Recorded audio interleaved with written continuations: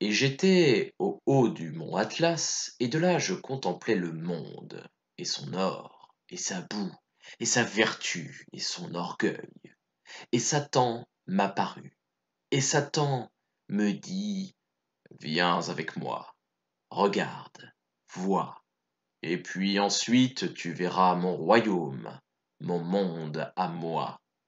Et Satan m'emmena avec lui et me montra le monde. Et planant sur les airs, nous arrivâmes en Europe. Là, il me montra des savants, des hommes de lettres, des femmes, des fats, des pédants, des rois et des sages. Ceux-là étaient les plus fous. Et je vis un frère qui tuait son frère, une mère qui trompait sa fille, des écrivains qui, par le prestige de leur plume, abusaient du peuple, des prêtres qui trahissaient leurs fidèles, des pédants qui faisaient languir la jeunesse, et la guerre qui moissonne les hommes.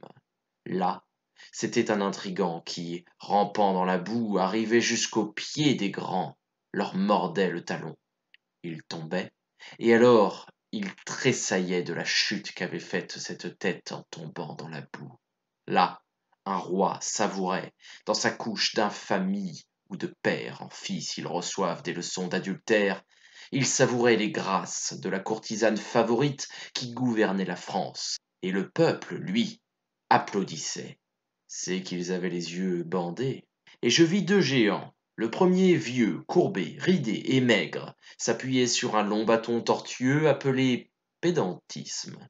L'autre était jeune, fier, vigoureux, avec une taille d'Hercule, une tête de poète et des bras d'or. Il s'appuyait sur une énorme massue que le bâton tortueux avait pourtant abîmée. La massue, c'était la raison, et tous deux se battaient vigoureusement. Et enfin, le vieillard succomba. Je lui demandai son nom. Absolutisme, me dit-il. Et ton vainqueur? Il a deux noms. Lesquels? Les uns l'appellent civilisation, et les autres liberté. Et puis Satan me mena dans un temple, mais un temple en ruine. Et le peuple fondait des cercueils pour en faire des boulets, et la poussière qui y était s'envolait de dépit. C'est que ce siècle-là, c'était un siècle de sang, et les ruines restèrent désertes.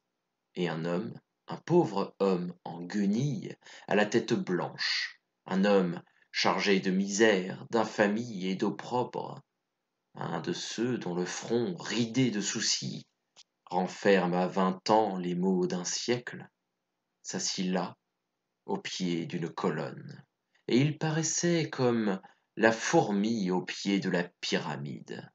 Et il regarda les hommes longtemps, tous le regardèrent en dédain et en pitié, et il les maudit tous, car ce vieillard, c'était la vérité. Montre-moi ton royaume, dis-je à Satan. Le voilà. Comment donc?